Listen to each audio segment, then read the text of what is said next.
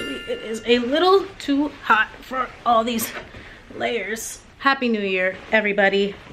If you are anything like me, going into the second weekend of the year, this is gonna be your last hurrah before really getting going on your New Year goals. Wow, that was a lot of effort. And this second weekend of the year is gonna be solely dedicated to getting all the random nonsense out of the way. I know what you're thinking. New Year goals, New Year goals, New Year goals. Is this gonna be another video about how to achieve your New Year goals, or plan a vision board, or journal, or manifest, whatever it might be? No, it's not. Got a little something. There you go. Okay. See, look at me taking care of you. I want you to look your New Year's best. I just thought I'd try on everything that I might miss after doing this ginormous closet purge for this upcoming year. So no, this is not going to be another video about how to fill out a vision board or whiteboard or write in your journal to manifest your every dream by the end of 2022. Instead, I'm just going to give you 3 small tips on how to smash your New Year's goals without even thinking about it. I mean, how much easier can that get? It's literally just 3 things that anybody can apply to any scenario or any goal so that they can have an amazing year and look back and go, wow, I really did that damn thing. And I actually think that the last one is probably the most underrated, under talked about, and arguably the most important one. So you're gonna wanna keep watching through the whole video so you can find out. The first thing is simplify. Just one word. It's like a simple word, but just that. Simplify things. Things don't have to be hard all the time. Like, wouldn't it be nice if things were just a little simpler? So instead of telling yourself that you wanna lose 50 pounds in 10 days using this brand new NASA high alkaline, low fat, underwater vegetable diet, instead of doing all of that, just simplify those things by eating better. Introduce simple, healthy choices into your diet. It's a lot easier to gradually get to that point. It's the reason why we learn the ABCs before we learn how to write a full sentence. If we went right into writing a full sentence before we knew those ABCs, we would get so overwhelmed that we would never learn how to read at all. So that's why you have to keep things simple.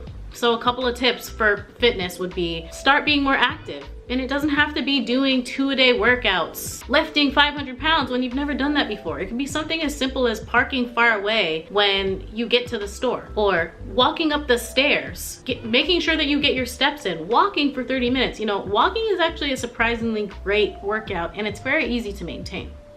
So that's the first thing. Just simplify the tasks. It's such a small thing, but over time it does add up, giving you a full sentence. The second tip is going to be create space. Okay, not that kind of space, but you do need to create space to, 1, welcome all the blessings that you're asking for the next coming year, and 2, so that you'll be able to implement systems to allow you to succeed. In my case, I am going through a huge style change.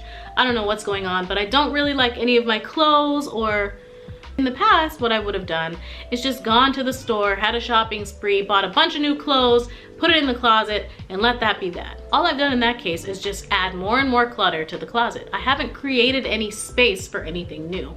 So that's what I'm doing now. I've cleaned out 98% of my closet. I'm gonna give away whatever I can get away. If your goal is to get super fit and be more active, then you need to create space in your day or in your schedule throughout the week so that you can maintain a steady routine. That way you'll stick to it. And then as you get used to that routine, you'll be able to create more and more space so that you can get more workouts in. And then you'll be so shredded, you'll look like a frosted mini wheat.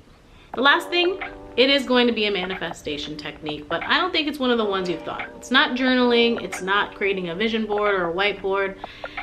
It's probably the one that whenever I do hear people talk about it, they just kind of gloss over it. Or when you're listening, you don't really hear it. But it's arguably the most important thing. That last thing is take action. Just do it. You have to do things so that you can create a change.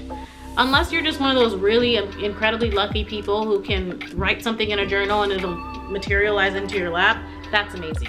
I think it's great to write in a journal or create a vision board and manifest these things so that you have a clear idea of your vision. But again, these things are just a tool. Tools are meant to be used. At the very simplest form, without getting too deep into anything, it's really a roadmap for yourself so that you can keep yourself focused and take the action that you need to in order to achieve those goals. There you go, just those 3 things. And before you know it, 2022 is gonna come to an end and you'll have exceeded every goal that you set to because you kept it simple.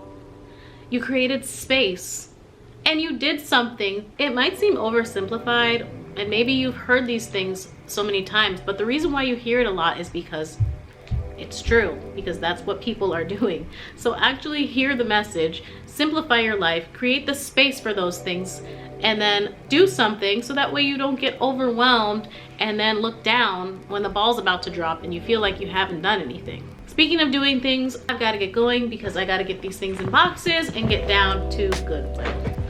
But thank you again for stopping by. I am hoping and wishing and sending so many positive vibes so that you can not only exceed your goals, but do 10 times that in 2022.